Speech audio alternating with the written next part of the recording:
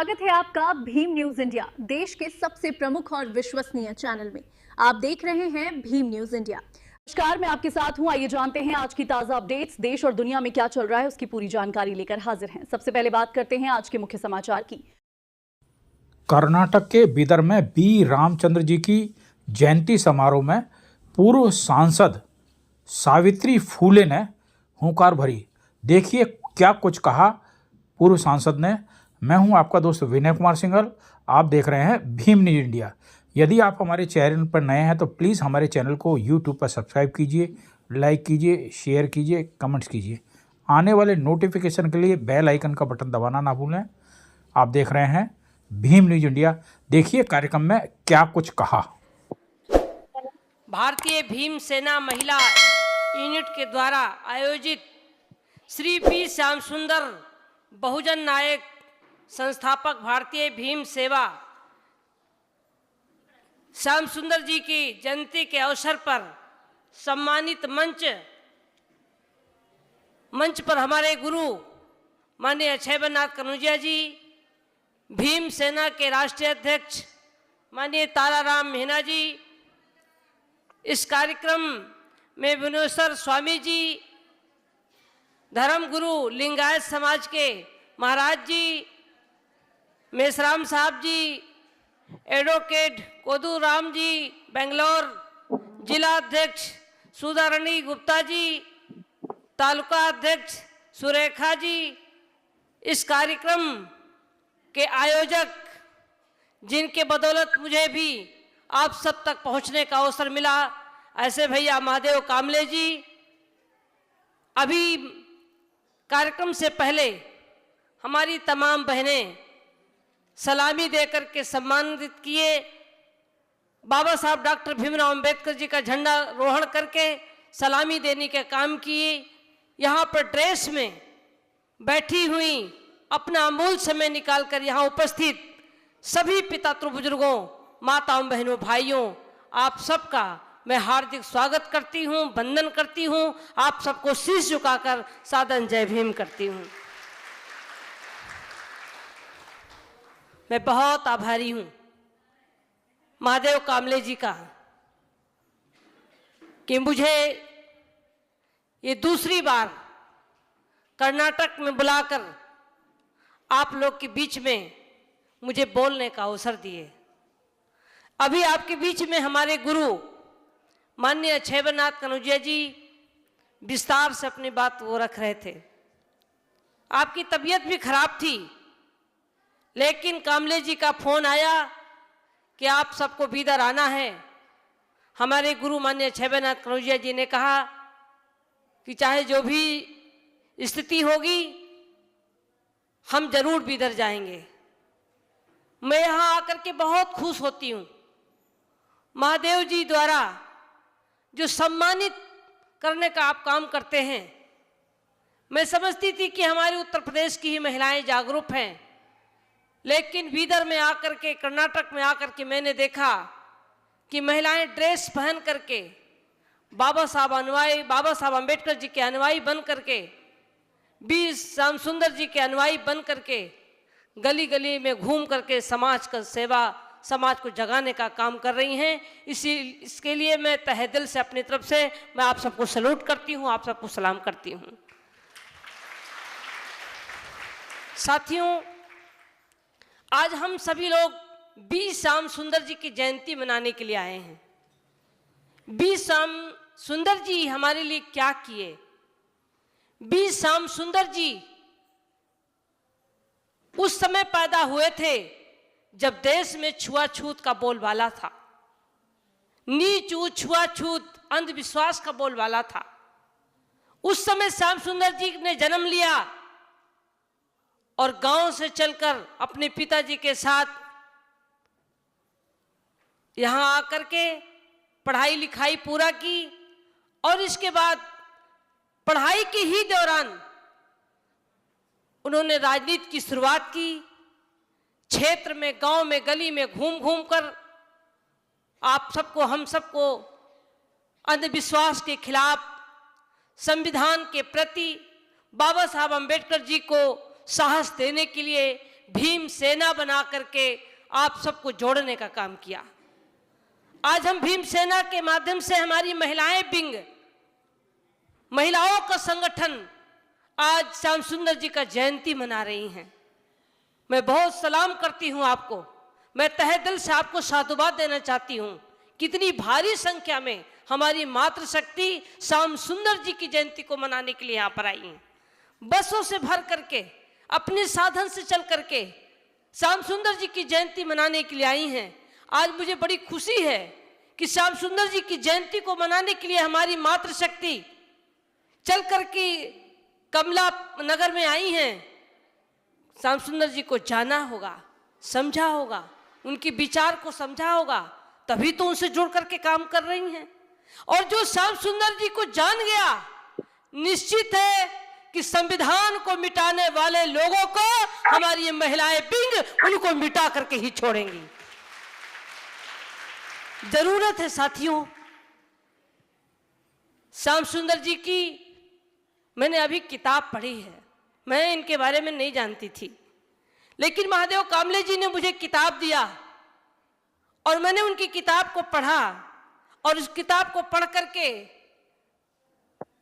मुझे बहुत खुशी हुई कि श्याम सुंदर जी मरते दम तक उन्होंने किसी के साथ अनुसूचित जात, पिछड़ी जात, जनजात, आदिवासी समाज, लिंगायत समाज, अल्पसंख्यक समाज, समाज के साथ, समाज के लिए अंतिम दम तक उन्होंने कुर्बानी देने के लिए हर संभव तैयार रहते थे।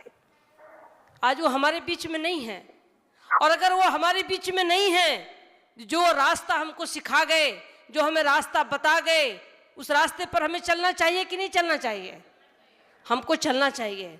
आज हम सब लोग उनके रास्ते पर चलने के लिए उनकी जयंती मना करके, उनके बारे में चर्चा करके समाज को जागरूक करने का काम कर रहे हैं, समाज को जगाने का काम कर रहे हैं। साथियों, बाबा साहब डॉक्टर भीमराव अंबेडकर जी जब वो लंदन गए थे, और लंदन गए थे और यहाँ श्याम सुंदर जी भीम सेना बना करके बाबा साहब डॉक्टर भीमराव अंबेडकर जी के साहस, उनका मनोबल बढ़ाने के लिए, उनका साथ देने के लिए सेना के रूप में काम कर रहे थे। आज बाबा साहब डॉक्टर भीमराव अंबेडकर जी भी हमारे बीच में नहीं है, श्याम सुंदर जी भी हमारे बीच में नहीं है। कांशीराम साहब जी जीवन भर तक समाज के लिए अपनी पूरी जीवन न्यौछावर कर दिया, कुर्बान हो गए, समाज को आज़ादी दिलाने के लिए, समाज के लिए संघर्ष करते करते अपने को बलिदान हो गए। आज वो भी हमारे बीच में नहीं है। और जब हमारे बीच में नेता, हमारे महापुरुष नहीं हैं, तो आज ये बीजेपी आरएसएस की सरकार हमारे भारत के संविधान में दिए गए कानून को खत्म करना चाहती है। अगर कांशीराम साहब जिंदा होते, श्याम सुंदर जी जिंदा होते, तो इनकी नानी याद दिला देते,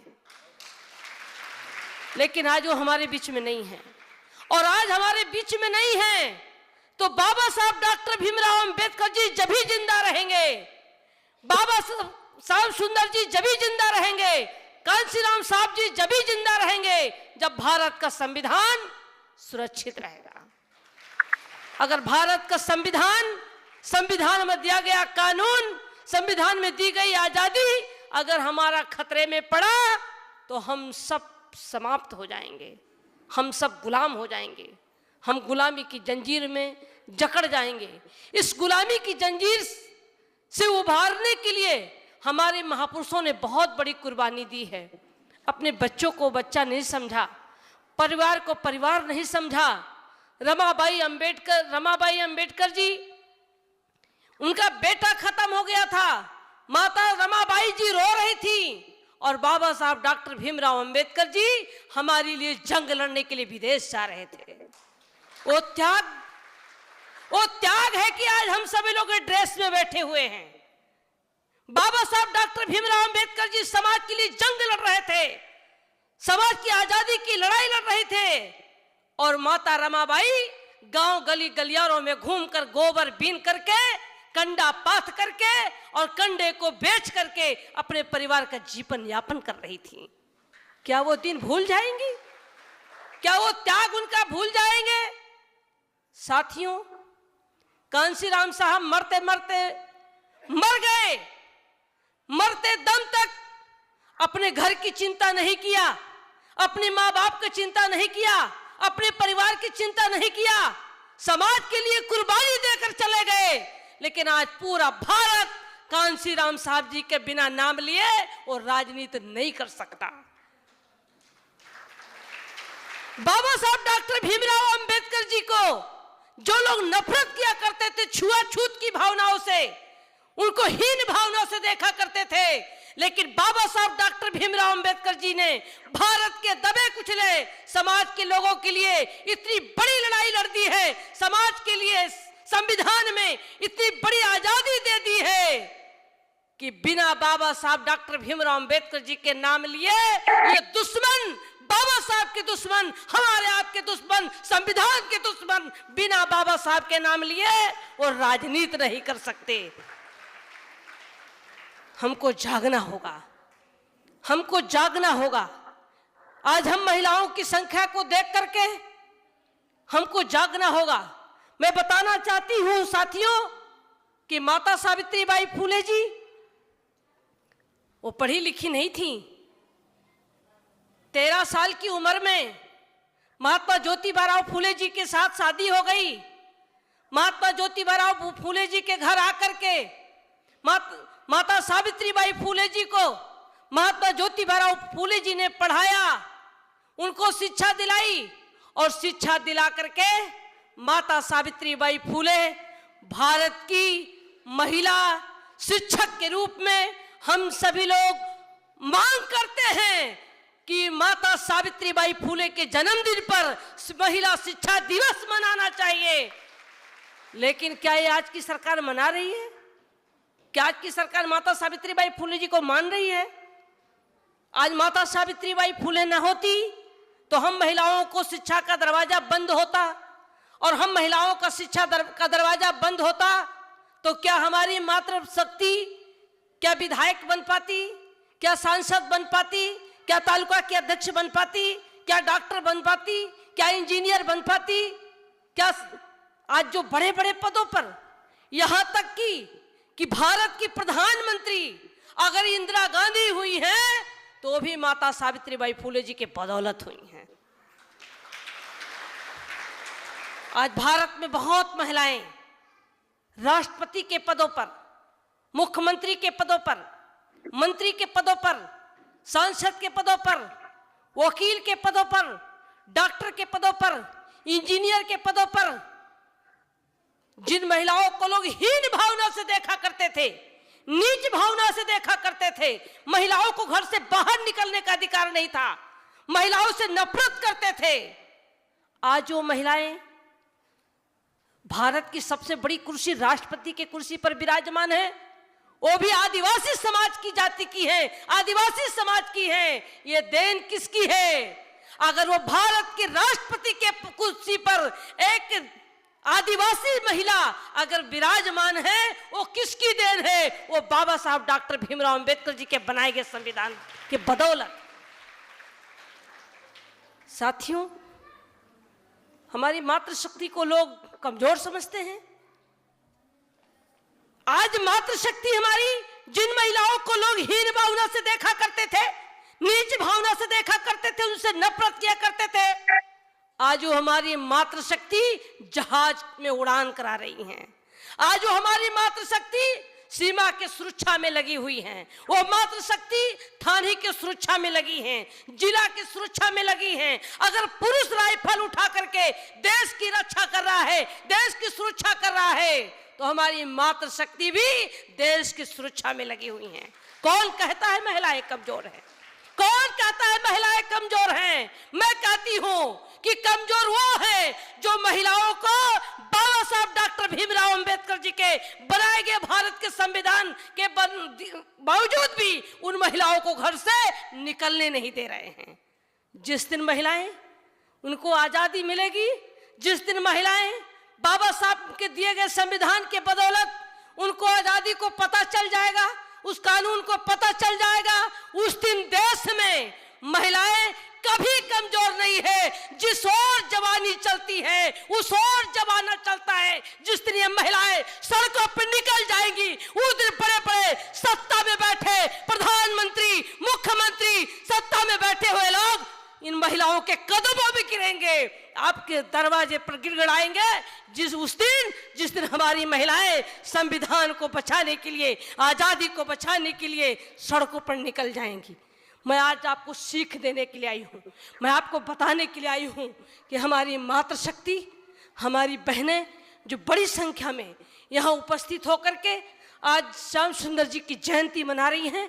मैं आप लोगों से अपील करूंगी कि आप लोग जागो, जगाओ महिलाओं को।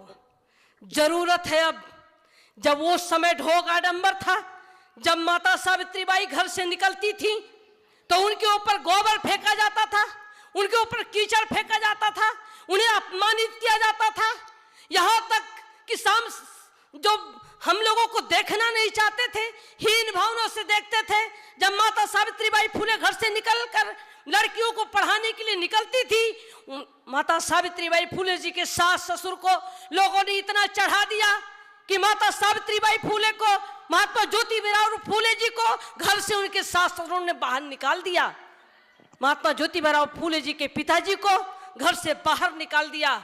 और जब बाहर निकल के गए, उनके पास कोई व्यवस्था नहीं थी, उनके पास कोई व्यवस्था नहीं थी। उस समय व्यवस्था देने का काम अगर कोई महिला किया था, वो मुस्लिम महिला थी जिनका नाम था फातिमा शेख।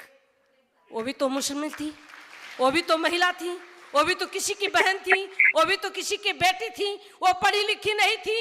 लेकिन माता सावित्रीबाई फुले का उन्होंने साथ दिया। और जब उन्होंने साथ दिया तो माता सावित्रीबाई फुले ने उनके घर में रहकर फातिमा शेख जी के घर में स्कूल खोला और स्कूल खोल करके उनको पढ़ाने का काम किया, लड़कियों को पढ़ाने का काम किया, शिक्षा का दरवाजा खोला। और जब शिक्षा का दरवाजा खोला तो आज महिलाएं भारत में अगर कोई हमारी देवी है तो सरस्वती हमारी देवी नहीं है। हमारी कोई देवी है तो माता सावित्रीबाई फुले है, हमारी कोई देवी है तो माता सावित्रीबाई फुले है। और हमारा कोई देवता है, हमारा कोई भगवान है, हमारा अगर कोई भगवान है तो वो भगवान है, वो है भगवान बाबा साहब डॉक्टर भीमराव अंबेडकर। आप देख रहे हैं भीम न्यूज़ इंडिया। यदि आपको हमारे द्वारा दिखाई गई खबरें पसंद है तो प्लीज़ हमारे चैनल को यूट्यूब पर सब्सक्राइब कीजिए, लाइक कीजिए, शेयर कीजिए, कमेंट्स कीजिए। आने वाले नोटिफिकेशन के लिए बेल आइकन का बटन दबाना ना भूलें। भीम न्यूज़ इंडिया के फेसबुक पेज और ट्विटर एंड एक्स पर भी फॉलो कर सकते हैं। बने रहिए हमारे साथ। आपका बहुत बहुत धन्यवाद।